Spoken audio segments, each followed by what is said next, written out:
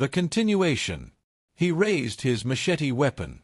"Move aside, girl," he barked. His words tried to sound brave, yet his voice shook like a loose drum skin. Kaima did not shift. She did not blink. She fixed her shining eyes on the men. Though her chest rose and fell quickly, her voice stayed calm. "You are making a mistake," she said, every syllable clear. "Turn back." They sneered. The tallest stepped closer, cutlass lifted. At that very instant a cold gray mist seeped between the tree trunks, coloring the morning light. The men looked around, confused. The mist thickened, rolling over their feet like river foam. Shapes began to form, a line of white-robed figures, neither man nor shadow. Their faces were soft blurs, yet their presence felt heavy as stone. Feet hovered above the soil, long sleeves stirred without wind. One attacker's cutlass clanged to the ground. Another dropped to his knees, mouth open, no sound coming out. The other tried to raise his machete again, but his hands would not obey. He felt as though invisible vines held his arms. Kaima heard the spirit speak inside her mind, a chorus older than the hills. "Child of sight, we stand with you." She lifted her chin, wrapper fluttering although the air stayed still. To the trembling men she said, "Look well. I am not alone here." A deep voice, neither male nor female, rolled from the wall of mist. Its echo made the branches tremble. "She speaks for us. Dare not lay a finger on her." That single sentence broke the courage of the attackers. They turned and fled, stumbling through shrubs, crashing into low branches, screaming as though fire chased them. The forest swallowed their footsteps until only ragged echoes remained. The mist faded. Birdsong returned one chirp at a time. Sunlight filtered down again, painting gold on Kaima's cheeks. Motsi Ume collapsed onto one knee. Great tears burst from his eyes, tears of terror, relief, and awed respect. He tried to speak, but found no words. At last he whispered, "My daughter! I saw them, truly saw them." Kaima placed a gentle hand on his shoulder. "The guardians will never let evil silence me," she assured him. Her voice stayed soft, yet held iron faith. He bowed his head. "Forgive me for doubting. From today, I will not run. We will return home together." Kaima helped him rise. She picked up the fallen clay pot, miraculously still intact, and balanced it on her own head. They started along the path once more. Motsi Ume's legs wobbled like a newborn calf's, but Kaima's steps were firm. As they walked, the forest seemed brighter. Sunbeams danced on dew-wet leaves. Distant goats bleated, unaware of the danger that had just passed. Between the trees, Kaima felt many eyes, not eyes of hunters or thieves, but patient watchers from another realm. They glided beside her, unseen by ordinary folk, glowing softly in her mind like lanterns made of moonlight. She whispered a quiet thank. "You only the spirits could hear." A warm breeze answered, ruffling her hair, smelling faintly of incense and river water. Motsi Ume glanced at his daughter. "Your gift is bigger than any I have heard of," he said, voice steadying. "It is also a heavy load." Kaima nodded. "Yes, Papa. But I am not afraid." They reached the edge of the village. Roosters scratched for breakfast, and women chatted while lighting cooking fires. Life looked normal again, yet everything had changed. Word would spread about what happened on the path, and fear would shift from Kaima and her father to those who plotted harm. Before stepping through their compound gate, Kaima paused and looked back at the silent trees. Shadows moved between trunks, protectors fading into daylight. She smiled, then faced forward. Her journey had only begun, but she knew one truth as clearly as the morning sun. She would never walk alone. The three attackers burst into Okena's compound just before noon, legs bleeding from thorns and shirts ripped by branches. They dropped to their knees in the sandy yard, gasping for breath. Okena stepped out in a bright red wrapper, an ivory staff tapping the ground. "Speak." "Chief, we met the girl," one man panted. "Spirits stood with her, figures in white, floating." "They whispered," another added, voice shaking. "Our machetes felt useless." A thin smile crossed Okena's lips. "Steel failed, and you run home like chicks. Leave my sight." The men staggered away, half grateful, half ashamed. When dusk settled, Okena locked every door.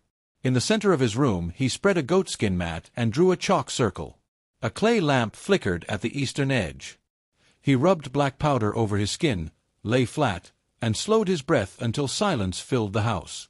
From that still body, a mist rose, shaped like a pale double of himself. It slipped through the rafters into the night sky. The Brotherhood's shrine lay deep in the ancient forest. Wooden masks dangled from irako trees, and a fire smoldered inside a ring of stones. 12 dark-robed figures waited. Okena's spirit drifted down and knelt in the circle. A priest wearing a leopard skin cap spoke first. "Your aura reeks of worry, Okena. My concern is a child whose sight widens every hour." "The seer girl," another priest murmured. "She is shielded," Okena said. "Blades could not reach her." The leopard-capped priest struck his staff. "Find who guards her." "Let me enter her dream," Okena offered. "Dreams carry footprints. I will trace hers." The eldest priest, beard knotted with bones, nodded. "Go, but return with a name." They tossed charcoal dust into the fire. Blue flame leapt, then the grove went black. Okena folded into the smoke and vanished. Kaima slept on a raffia mat beside her grandmother. Crickets chirped, a clay lamp glowed. Without warning, the flame shuddered and died, and cold crept through the hut. Inside her dream, Kaima stood by a wide river. Mist clung to the water, distant shadows hummed like low drums. Behind her, soft footsteps squelched. She turned. A man made of smoke reached toward her forehead. "You do not belong here," Kaima said, voice steady. The smoke shape paused. Mist brightened behind Kaima, twisting into a white serpent of light. It spoke with a woman's voice. "Leave, walker in darkness." The smoke man recoiled. His outline melted into black threads that the wind scattered. Kaima jolted awake. Sweat cooled on her skin, though the air was heavy. She still smelled river mist, still heard the serpent's warning. A distant growl rumbled across the roof. No goats bleated, no dogs barked. Kaima whispered, "Whoever came tonight will try again, but I am ready." She sat beside the cold lamp until dawn, listening to the silence and the steady beat of her own brave heart. The 3 men limped out of the yard. One glanced back and saw Okena's eyes glowing like coals. Fear pushed him faster. Okena washed his hands in a wooden bowl. "The dead shield her," he muttered. "Then I must walk among the dead." Servants slipped away. By midnight the house was quiet as a grave. The chalk symbols around his mat pulsed faintly while his spirit drifted into the sky. He passed over sleeping farms and dark streams, an unseen shadow. At the shrine, masked priests waited around a smokeless fire. Drums throbbed, though no hand struck them. The eldest priest sprinkled scented dust. "If her guardians see you," he warned, "they may follow." Okena bowed. "I will leave no trail." In Kaima's dream, after the smoke man dissolved, the serpent of light coiled once around her. "Stay watchful. Darkness searches for a door," it whispered before sinking into the river like moonlight. Kaima's heartbeat steadied. She sensed many spirits standing behind her like trees in thick fog. Waking, she carried their silent promise beneath her ribs. Outside, dawn brightened the thatch roofs. Somewhere far away, Okena's body lay stiff on a mat, an empty gourd waiting for a spirit now lost in anger and fear. Kaima's eyes snapped open just before dawn. Moonlight sneaked through the cracks in the mud-brick wall, tinting her small room silver. A tall, glowing figure stood between her mat and the doorway, an elderly man with smooth brown skin, royal anklets that shimmered like hot coals, and coral beads draped across his chest. Kaima recognized him at once. King Izendu, the ruler who had died months earlier and whose grave was guarded day and night. His voice was gentle yet thunderous, as if many streams spoke together. "Child, fear nothing. The powers that guard justice now fight on your behalf. A man who walks in darkness has broken a sacred line. The gods will answer him." Kaima sat up straight. Warm calm flowed through her veins, chasing away any lingering dread. She bowed her head in respect. The king smiled, then faded like morning mist, leaving only the sweet scent of incense in the room. While the rooster was still clearing his throat, The atmosphere in Okenwa's grand compound turned to ice. Servant Chibuzo hurried toward his master's door with a wooden tray of goat broth. He knocked once. Silence. He knocked again. Still nothing. Puzzled, he pushed the heavy door inward. The sight froze the breath in his lungs. Okenwa lay on his back in a pale chalk circle, arms folded, black powder streaked over his chest and face. His eyes stared at the ceiling, glassy and unblinking. Chibuzo's scream pierced the compound like a spear. Footsteps thundered down the corridor. Two of Okenwa's wives, wrappers half-tied, burst in, followed by his younger brother, Arins. They all dropped to their knees beside the body. Arins shook the stiff shoulders, hoping for any sign of life. Nothing. Sticky dread crawled over them. A messenger sprinted to fetch the village doctor. The elderly man arrived with a stethoscope made from goat horn and bamboo. He pressed the cold end to Okenwa's chest, checked the wrist, pried open a dull eyeball, and finally bowed his head.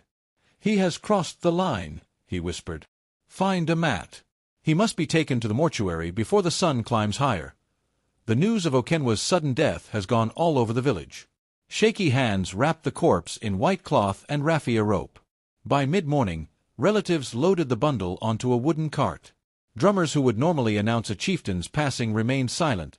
The mood was too strange, too sudden. Far from the sad procession, Okenwa's spirit drifted back toward his estate, returning from the secret forest altar. He whisked through the compound gate, expecting to pour himself back into mortal flesh. Instead, he found an empty chalk circle and a smear of footprints leading outside. Panic flared. "My body! Where is it?" His voice echoed only to himself. He sped through walls, shouting at servants, grabbing at sleeves that slipped through his fingers like smoke. No ear heard him, no eye saw him. Desperate, he shot across the dark canopy toward the Brotherhood shrine. The fire still burned low, bathing carved masks in crimson. The high priest, a gaunt elder with teeth dyed black, tilted his head when he sensed the restless presence. "I warned you," the priest said, voice deep as a war drum. "Spirits require doors. Yours has been removed. Tell me how to return." Okenwa pleaded, swirling in front of the priest like a wounded hawk. "Your corpse must rest exactly where you left it. Only then can spirit wed flesh again. That choice now belongs to the living." The answer cut like thorns. Okenwa fled, a blur of shadow, until he found himself outside Kaima's humble yard. Night had fallen by the time Kaima, her father, and her grandmother sat outside, listening to an old folk tale about Tortoise and the moon. A small fire snapped between them. Suddenly, Kaima's pupils widened. She saw the trembling outline of Okenwa's soul. He dropped to spectral knees, palms pressed together. "Girl, you alone can hear me. Persuade my family to return my body to the chalk circle. I have changed. I swear it." Kaima's face remained calm. She turned to her father. "Papa, Okenwa's spirit stands here begging for help." Motsi Uemi rose slowly, eyes blazing. "That man hunted you like an animal. He chose darkness. If he wants mercy, let the grave decide." His words cracked in the night like dry wood. Okenwa's form shook with helpless sobs. The wind seemed to carry his cries away. A sudden hush fell. From beyond the compound fence came a soft glow. King Izendu's spirit stepped forward once more, beads shining like dawn stars. He looked at Kaima with pride. "Your heart stays firm, my child. The wicked planted thorns. Now they bleed. Leave him to reap his harvest." The royal ghost turned his stern gaze on Okenwa. "You used blood to buy power. Now the price is due." With that judgment pronounced, the king vanished, and the yard felt lighter, as though a storm cloud had blown past. Kaima, her family, and the unseen spirits watched Okenwa drift away into the lonely dark. No plea could bridge the gulf he had dug with his own hands. For the first time, he understood what true silence meant. No body, no breath, no second chance, only emptiness stretching toward dawn. Morning brought a gray sky to Umuozala, as if the clouds understood what was about to happen.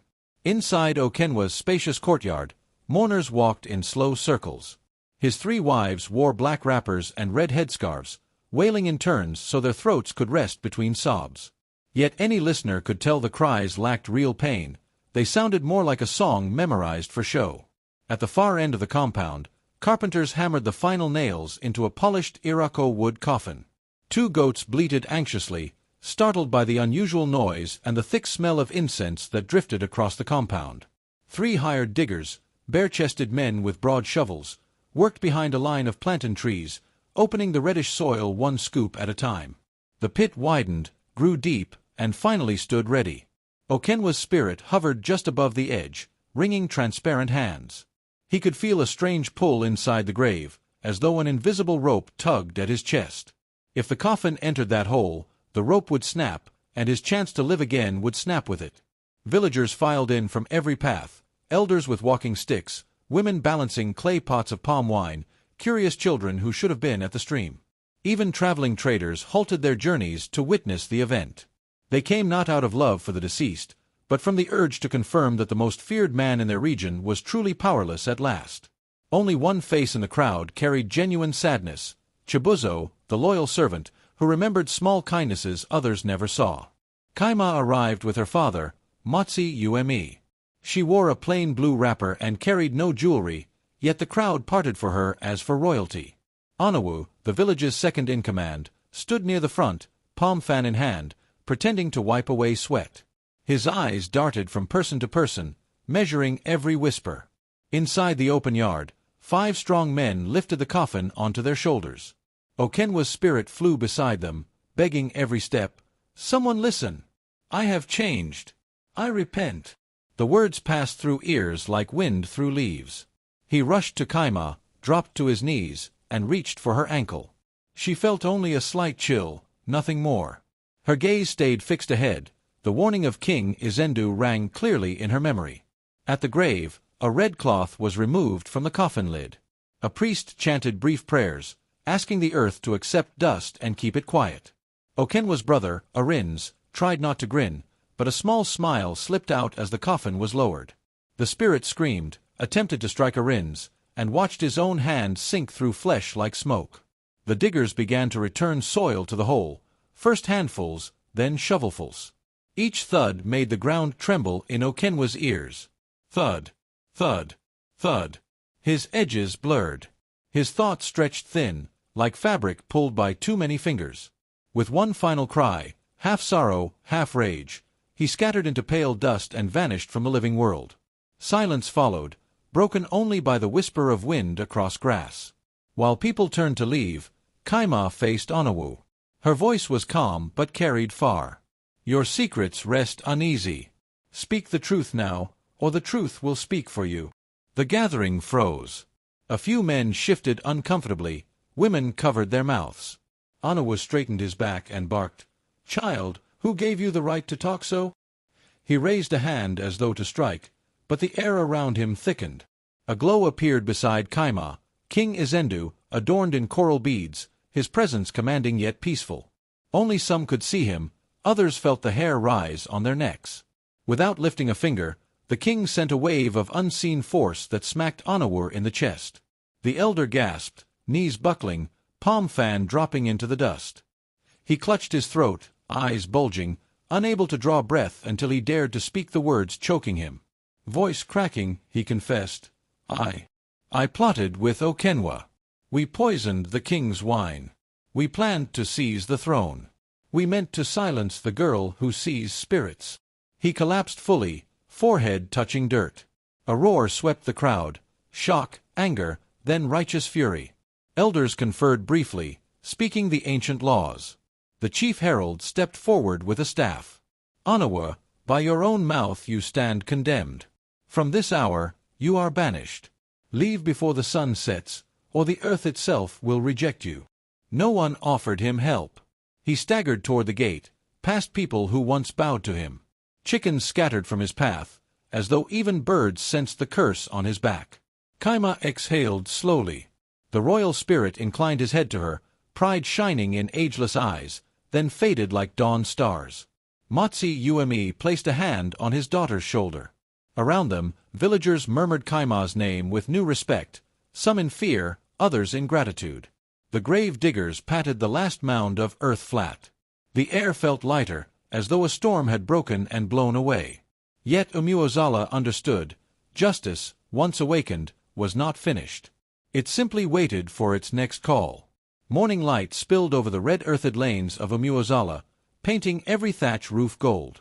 2 moons had passed since Okena's burial, yet people still spoke his name only in hushed tones.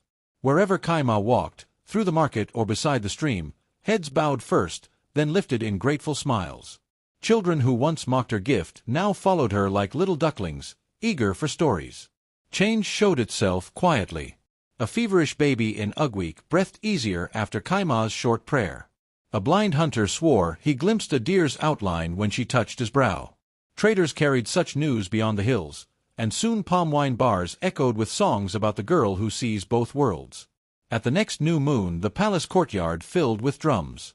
The crown prince, wearing a leopard-skin sash, declared that the disgraced Onawu title would be stripped from its former holder and given to his own father, Obi Uchenna, a man famed for fairness. Cheers rose so loud that dust shook from the roofs. Kaima stood near the royal dais with her father and grandmother. Villagers brought kalanuts, yams, and bright wrappers, laying them at Motsi Uemi's feet. The old farmer's heart swelled. He had never dreamed simple honesty could earn such honor. Soon a new riverside market was planned. Chiefs invited Kaima to bless the first cornerstone. She sprinkled clear water and whispered to the breeze. Women replied with a joyful chorus, calling her Ada Nke Muo, daughter of spirits. Though praise surrounded her, Kaima remained the same girl who loved roasted yam and evening tales. She still fetched water and washed plates. Only the air had changed, lighter, safer, as if the village itself now breathed easier. The dry season festival arrived. Masked dancers spun around the ceremonial tree while flutes sang of old heroes. For the first time in years, elders felt safe enough to display ancestral masks once hidden in fear. Kaima poured libations at the tree's roots, asking for timely rain and peace in every home. Her calm voice seemed to settle even the dust beneath the dancers' feet. One evening a wandering griot reached the village fire. He sang of cowardly attackers, a wicked soul denied return, and a corrupt elder forced to confess by unseen power. Even goats stopped chewing to listen. By dawn the griot had moved on, but his melody lingered in every ear. Not everyone chose the path of good. 2 merchants forged papers to steal a widow's land. The new regent summoned them before Kaima. She read the documents. Her eyes flickered, and the ink on the false names faded to white. The swindlers fled in terror. Word spread quickly. Greed found no shelter under her watch. Travelers seeking justice or healing began arriving in 2s and 3s.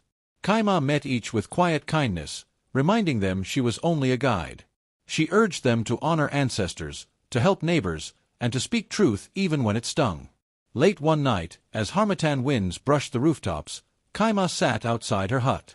Stars blinked overhead like distant drums of light. Wood smoke and roasted groundnut scent drifted through the cool air. In the hush she felt friendly presences, soft rustles, faint glows, spirits pleased to see peace return.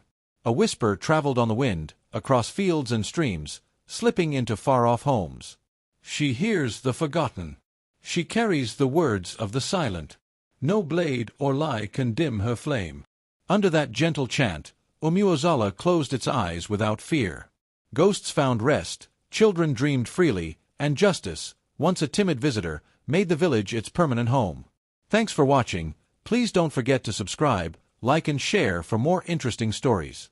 You can support this channel by sending super stickers and super thanks.